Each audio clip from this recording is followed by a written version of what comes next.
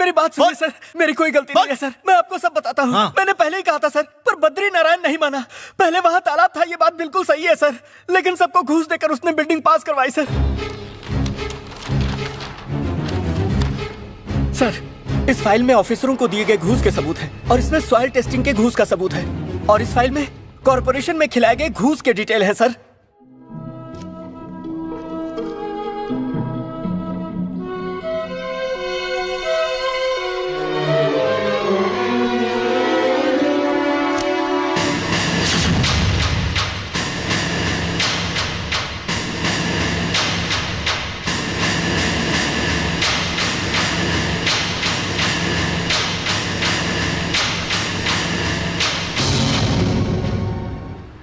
सिर्फ आप लोगों की लापरवाही की वजह से कितने लोगों की जान चली गई।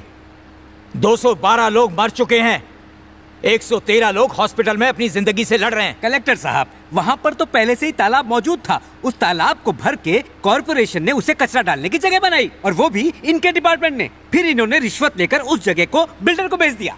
माना कि हमने घूस लेकर उस बिल्डर को दिया था, लेकिन जहाँ मिट्टी की जांच होनी चाहिए थी वो तुम्हारा डिपार्टमेंट था। तब मिट्टी की जांच में ये बात निकलनी चाहिए थी ना।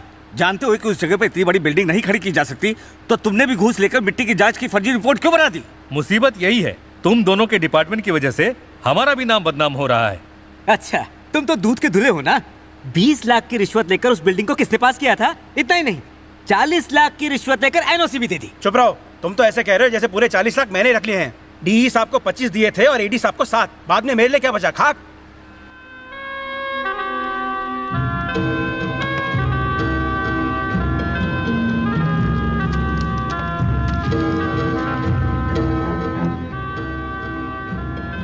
हाँ,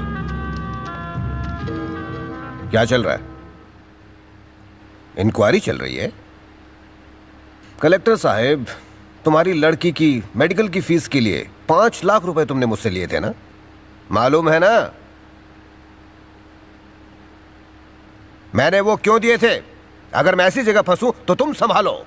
सर, वो रामलाल।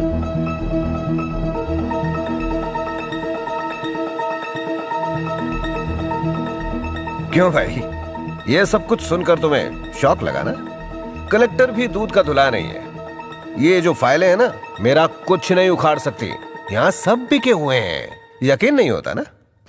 तुम्हें 2 चांस देता हूं। पूरे महाराष्ट्र में तुम जिसे चाहो शिकायत करके देख लो।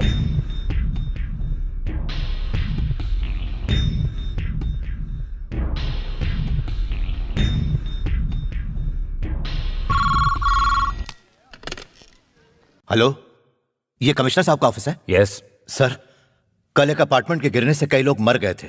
उसके पीछे एक बहुत बड़ी साजिश थी। उसके सारे सबूत मेरे पास हैं sir. Sorry, wrong number.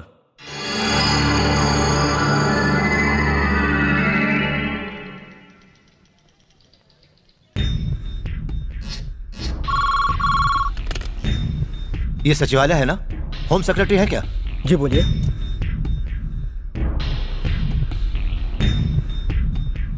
Sorry, wrong number.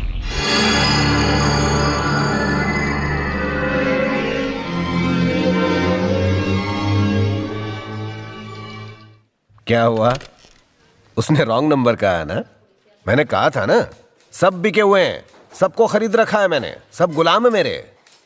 जो भी उस बिल्डिंग के हादसे में शिकार हुआ है, उन सबको सरकार 1-1 लाख रुपए दे रही है। तुम्हारे घर में तुम्हारी प्रेग्नेंट बीवी और बेटी थे ना? अगर तुम्हारी बीवी ने बच्चा पैदा कर लिया होता ना, तो तुम्हें 3 लाख मिलते। लाख रुपए चले गए, क्योंकि वो बच्चा पैदा होने से पहले ही मर गया, इसलिए घाटा हो गया। चलो वो छोड़ो, मैं तुम्हें 25 लाख दूंगा, तो 27 लाख हो जाएंगे। तुम फिर से शादी कर लेना और नई जिंदगी की शुरुआत करना। समझदार बनो और ये फाइल दे दो।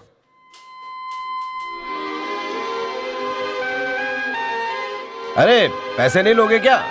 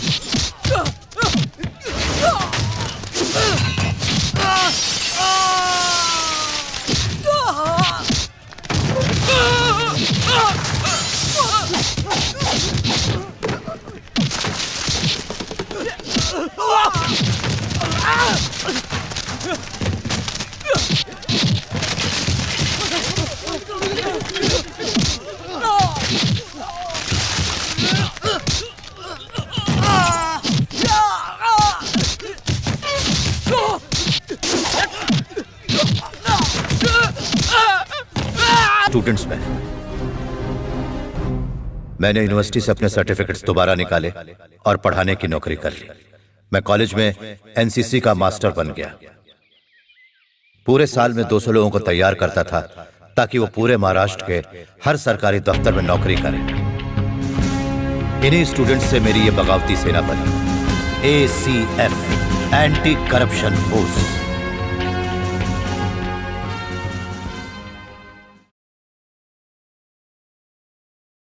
₹30 की घूस लेने वाला वो चपरासी था जिसने बिल्डिंग की टेंडर वैल्यू बद्री नारायण को लीक की थी। अगर उसने वो ₹30 की घूस न ली होती तो उसे ये बिल्डिंग का कॉन्ट्रैक्ट ना मिला होता और वो अपार्टमेंट वहां पर नहीं बनता और ना ही लोग मरते। एक ₹10 की घूस भी लोगों की मौत की वजह बन सकता है। ये बदलना होगा, पर वो बदलने नहीं देंगे। इसीलिए उन लोगों ने मुझे मारने की कोशिश की।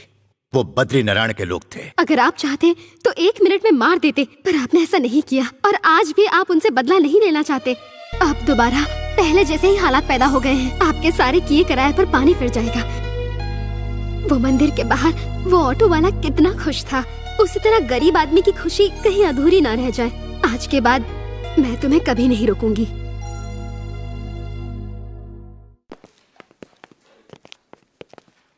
कैसे हो भाई?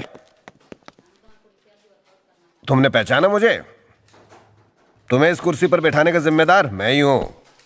आप कैसे जिम्मेदार हैं? मैं समझा नहीं। सीधी सी बात है, पहले जो इस कुर्सी पर बैठता था मैंने उसे मार दिया। न्यूज़पेपर में तो आया था, तुमने पढ़ा नहीं? तो आप चाहते क्या हैं?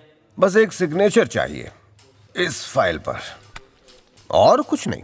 मैं चला जाऊंगा, नहीं तो इस कुर्सी पर कोई नया ऑफिसर आकर इस पर सिग्नेचर करेगा।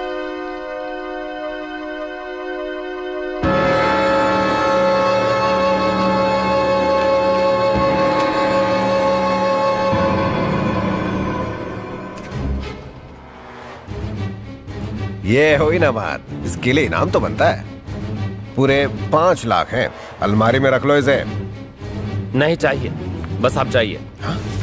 करप्शन खत्म हो गया क्या? पर डर तो बाकी है। तो मैं चलूं? मिलूंगा। उम्र लंबी है तुम्हारी। यकीन नहीं हो रहा है भाई, लोगों ने घूस लेकर फिर से साइन करना शुरू कर दिया। ये कैसे हो गया? घूस नहीं लिया, पर साइन तो कर दिया ना। ये तो शुरुआत है, थोड़े दिनों में करप्ट हो जाएगा वो। अब ये खुशखबरी कई औरों को भी देनी है। हाँ, मैं फिर बात करता हूं।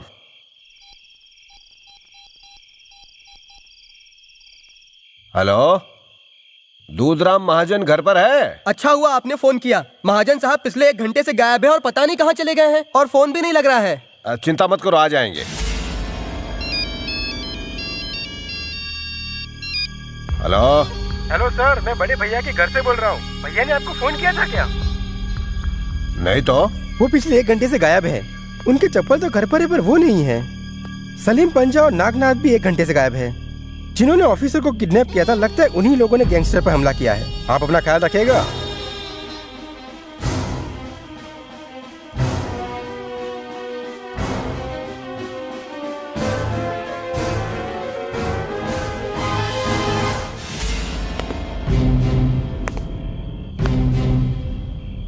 जिसे तुम इतने दिनों से तलाश कर रहे हो, उसे सामने देखकर चौंक गए क्या? ACF नाम तो सुना ही होगा तुमने। 15 लोगों की लिस्ट में नंबर 1 पर तुम्हारा ही नाम है। देख क्या रहे हो? कोई बचाने नहीं आएगा तुम्हें। यकीन नहीं हो रहा है क्या? 2 मौके हैं तुम्हारे पास पूरे महाराष्ट्र में, जिसे चाहो फोन कर।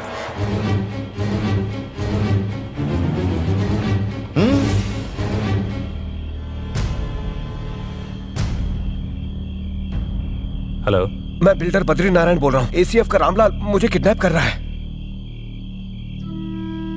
किसका नंबर चाहिए आपको? ये कमिश्नर का ऑफिस है ना? नहीं, ये कमिश्नर का ऑफिस है। मैं वही तो पूछ रहा हूँ। नहीं, ये कमिश्नर का ऑफिस है। कोई गुजराती थाली का ऑर्डर दे रहा है। नहीं, सॉरी, रॉन्ग नंबर।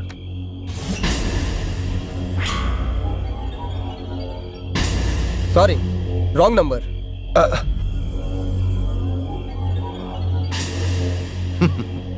क्या हुआ? सबने रॉन्ग नंबर ही कहा ना। इस दुनिया में सब बिकाऊ नहीं होते। सांप ही ऐसा है जो भूख लगने पर अपने बच्चे को खा जाता है, लेकिन अपने बच्चे की मौत के बाद भी तुम नहीं सुधरे। ऊपर से जो सुधर रहा है उसे तुम फिर से घूसखोर बना रहे हो। जो मेरे जिंदा रहते कभी नहीं होगा।